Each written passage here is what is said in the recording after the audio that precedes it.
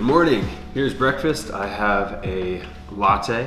I have 3 eggs scrambled with some spinach and some mushrooms and some Cholula sauce. I have an orange. I only have 6 raspberries because Mimi ate some of my raspberries yesterday. And then I have a banana. So this is gonna be my breakfast. This is pretty much what I eat every single day. The only thing that changes is sometimes I'll mix up the veggies that are in the scramble, like I'll have bell peppers in there sometimes or whatever, and then the fruit will change up sometimes. But every day, this is pretty much what I have. So as I'm eating breakfast, I want to talk about the topic of today's video, and that's improving tactical IQ, and specifically how I improve my tactical IQ on the field. And you know, there's dozens of ways to do it, and there's obviously the very simple ways of just playing more and watching more football, but I kind of want to dive into specific ways that I thought really gave me a boost to my tactical IQ. And the first is that I played a variety of different positions on the field. Even just throughout my professional career, I've played left mid, left back, right back, wing back, center back, and even one game at CDM. So even just in the professional level, I've really bounced around the field. And then in college, I was more of a striker and winger. And then growing up, I was really more of a central midfielder, striker, winger as well. So I really have bounced around pretty much the entire field. And doing this, I felt like I've gained like a new perspective or vantage point, or gained like one nugget of knowledge as I've played every single different position. One huge example of this is like I said, I was more of an attacking player, more of a winger growing up. And I understood the importance of making a checking run to then free up space to run in behind, or faking to run in behind to then check into space, that counter movement. I understood that that was important, but I really didn't understand how important that actually was until I moved to a defensive position like right back. As a right back, when I'm watching my winger and I see him start to check towards me and his fullback is tight right on his back, I'm seeing from a different vantage point the entire field, and I can see all that space that's freed up behind him. And in my head, I'm thinking, turn, spin out, go in behind, I'll play this ball in behind.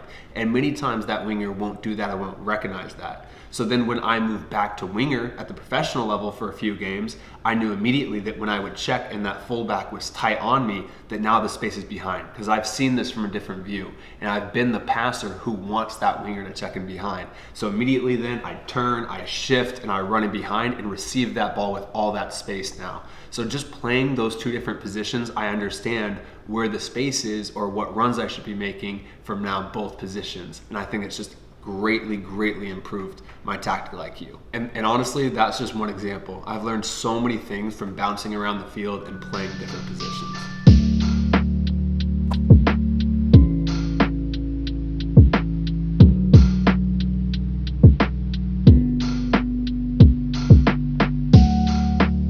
So I'm just about ready to leave for training right now, but before I do, I want to introduce the sponsor of today's video, Champ Sports. Champ Sports has just released some new apparel under their East Bay Performance private label, which is repped by professional football player Jalen Hurts. Everything that I'm wearing right now and will be wearing for the rest of the day is actually from that recent launch. I'll give you guys a quick rundown of everything I'm wearing, but we have these 7-inch inseam pacer shorts in a size small in the color black, obviously. This sweatshirt is the Tech pullover in a size medium. Underneath that, we have the Gym Tech t-shirt in a size medium. It's pretty warm today, so I'm not gonna be wearing the compression pants or the jacket, but I'll throw those on for you guys. This is the Gym Tech jacket in a size medium.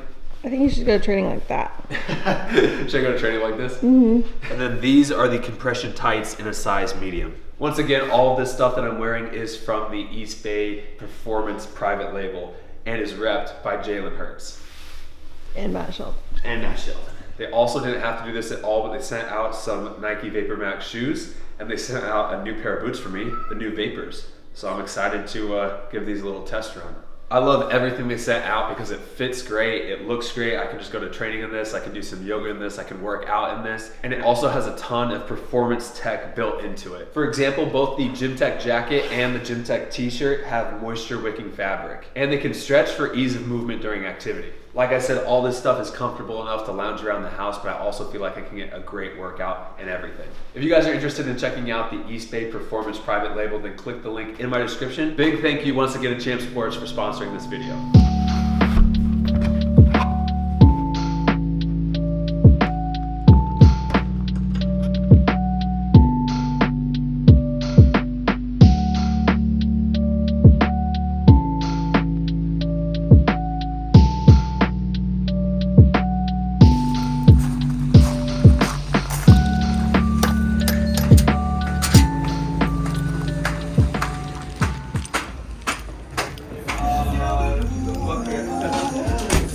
morning. Good morning.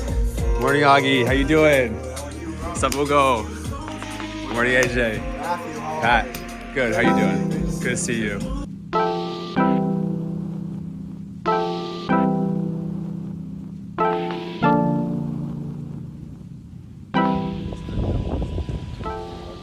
You ready, Ugo? You ready to train? Always. Joe?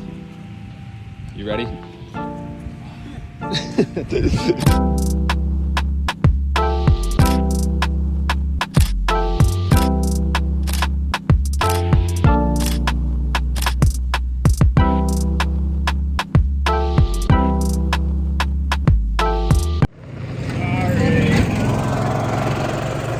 Yeah, we had a bye weekend this last weekend, and that gives us extra time to work on all the little things that we wanted to work on, working our defensive shape, and then obviously trying to score more goals. So we're kind of able to take this extra time and focus on all parts of our game to really bring us up to a higher level coming into this weekend.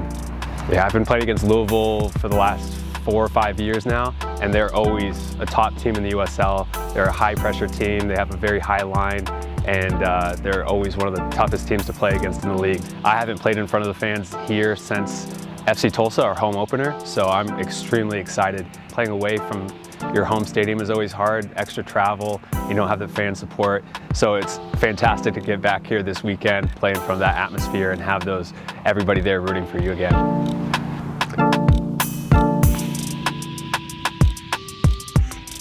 Mara, what did you just say? Those are some great shorts. I like them. Thank Slim you. Fit, look good. Look athletic. East Bay Performance Line. I need to give you some. What do you think, Hugo? All right. Right now, it was a relatively light session. We have a game in 2 days, so it was kind of more tactical. We watched film on Louisville since we're playing them in 2 days, and then we kind of just had a training session really focused on the areas that we wanted to focus on. Having lunch right now, I'm having a lot of salmon, some sweet potatoes, and some Brussels sprouts that I had cooked a few nights ago. So just reheating this up for dinner. Every time we've been eating, randomly, we've been playing Hangman. So Mimi says she you just started this out of nowhere. Like okay, I got a word for you. Like, oh, we're playing Hangman? Mm-hmm. Okay, this is your word for me. Let me make sure I spelled it right. Stay tuned. Here's the update. That's the only... I'm pretty confused. I know what it is now. P. What? No, I'm just kidding. C. H. Too easy. So when I agreed to collaborate with Champ Sports, they said that I could go on their website and pick out a pair of shoes. I ended up picking up the Nike Vapor Maxes, as you saw. But when I was scrolling through and looking for a pair of shoes, I stumbled upon the Adidas TMAC 3s. And I was sitting there with Mimi, I'm like, yeah, I had these, back in elementary school. And when I was in 5th grade, I bought these TMAC 3s because Tracy McGrady was my favorite basketball player of all time. And Mimi... Who authorized this purchase? Tracy McGrady was sick. And his shoes... He could probably pull them off. But little 5th grade Shelly, he wore these every day. And I thought they were the sickest shoes on earth. And Mimi says they're the ugliest shoes she's ever seen. So I want to know if you think the TMAC 3s... Honestly, the white aren't as bad as the other colors you showed me. You gotta remember too, this is the late 90s, early 2000s. This was cool. This was really cool back then. Wait, didn't you also have the TMAC 4s? Yeah, I got the TMAC 4s. Show the 4s. Those ones were worse. What? Those were so much worse. These were the TMAC 4s. Oh my. And they had on the back, they had the thing that came down and you would tighten the shoe with this little wheel thing back there. Oh, they were sick. Tell them the problem with those ones though. So the problem with these is they probably weighed about 9 pounds because the whole mechanism on the back of the heel just was cumbersome and it was really heavy. And metal. So I was really, really skinny and small. So running around with those 9-pound shoes, I only probably weighed about 43 pounds. So it probably sounded like a horse. But yeah, the T-Max, Tracy McGrady was my favorite basketball player of all time. So when I played basketball, that's what I wore. And when you didn't play basketball? Yeah, because they were What you cool. wore. They were cool. So going back now to the topic of today's video, improving your tactical IQ, one thing that I recommend all of you guys to do, and one thing that I have really done throughout my career that's really, really helped me in this aspect is film. And I kind of break film down into like 4 different subcategories. The first category is just watching games for enjoyment, and I think this is really important. I really think that players should just watch 90-minute games of their favorite teams or Champions League or the World Cup or your favorite Premier League teams or whatever. You should just watch that without stopping and breaking it down and taking notes, just watching the game for enjoyment, for the goals, just to kind of like stoke that passion that you have. The second way is where you kind of do the opposite, and this is where it's not really for rooting for a team or celebrating goals, but you're really just studying a player in your position. Like for me, watching Kyle Walker play right back, and I'm only watching him. I'm rewinding it, I'm pausing it, I'm asking questions, I'm really breaking down all of his touches, his decisions, and trying to learn from him. This is very different because it's not like a fun thing. It's a very active thing that you're constantly doing. And honestly, I only really do about 15-minute segments of the whole game because I'm rewinding and stopping, and it just takes so long to do this. The third category is where you're breaking down film with like a mentor or somebody who knows more about the game than you. And I think it's important to do this both at the professional level, where you're looking at professional games, watching Premier League games or Champions League games with a mentor, with a coach, with your parent, with an older sibling or somebody that can break down the game and show you things that, you know, might open your eyes to something that you haven't noticed before, as well as watching your own games back and having them critique your plays, because I think it's really important to get that extra set of eyes from somebody more knowledgeable so that they can help you in areas that you might need help with.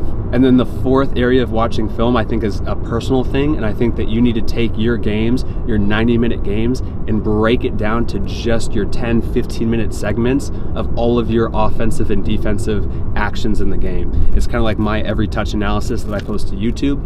I think you should all make that for yourself. You don't have to go and add the circles and the arrows and upload it to YouTube or anything, but I think it's really important to break your games down to those 15 minutes of just your plays and watch those through, because you start to notice patterns, both good and bad, about your game. Like, wow, every time I get the ball, I'm only looking outside, or I'm only looking to penetrate inside. It's good to see those patterns, and I think you recognize and you learn a lot about your game by just watching those 15-minute every touch videos. So if you do all 4 of those aspects and you do that consistently over the long term, I think it's huge for your tactical understanding of the game.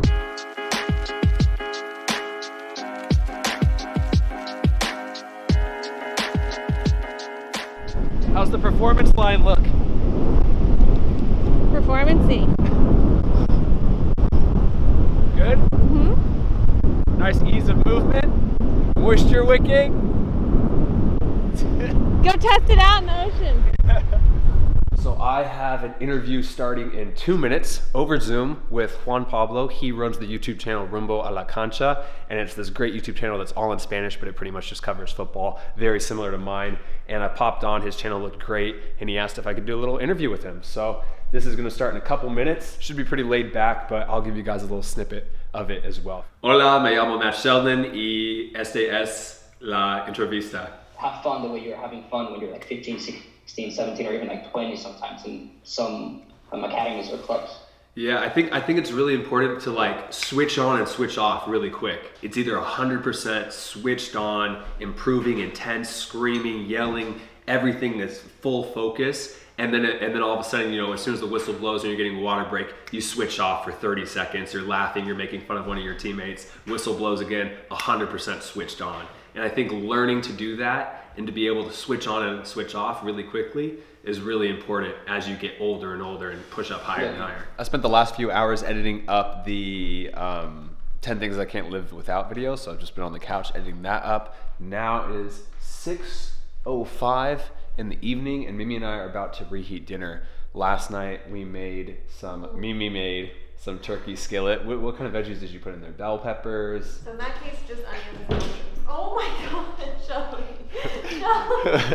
Levi's. No. The sun's reflecting off my camera screen.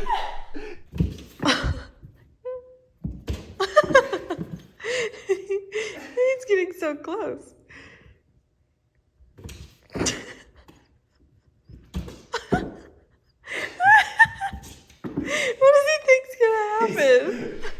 go make dinner. So here's the turkey skillet. It doesn't look like much. It's so bad. But it tastes really good. It's basically lean ground turkey, and then there's a lot of basmati rice, yellow bell peppers, there's mushrooms, onions, and that's it, right?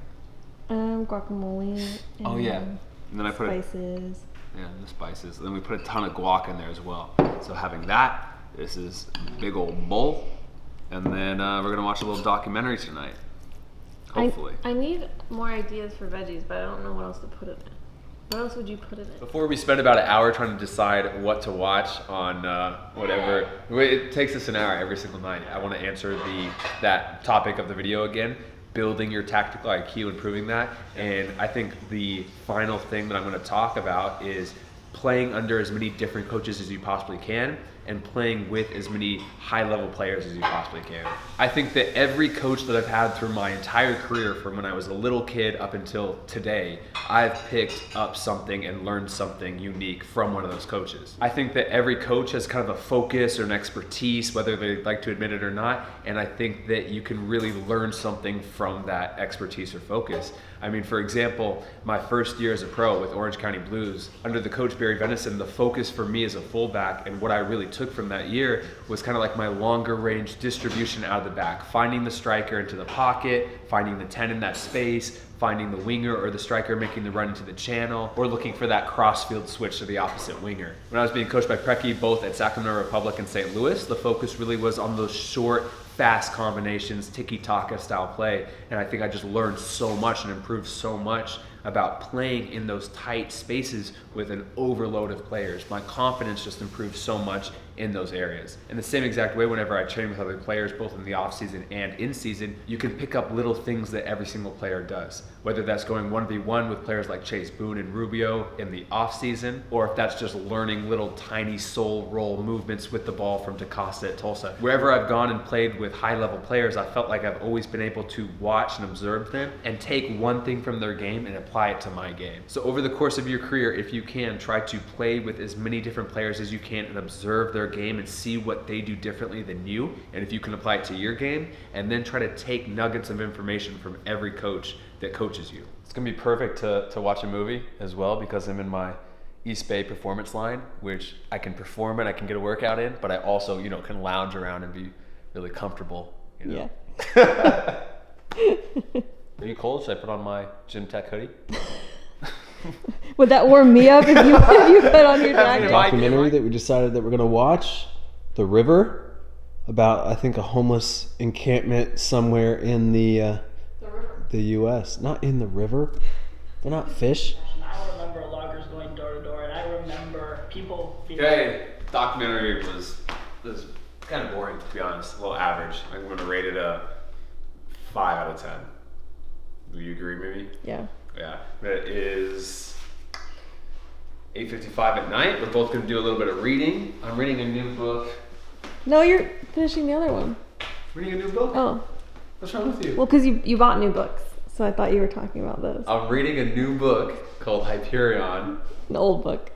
You're so annoying. I bought 2 new books and I'm reading this book right now. So I'm hooked in this one. It's another nerdy sci-fi book, but it's awesome. I'm going to try to get, probably easy 200 pages tonight and call it a night. So I hope you guys enjoyed the video. If you did, please hit the thumbs up button and subscribe. I'll see you guys in the next video.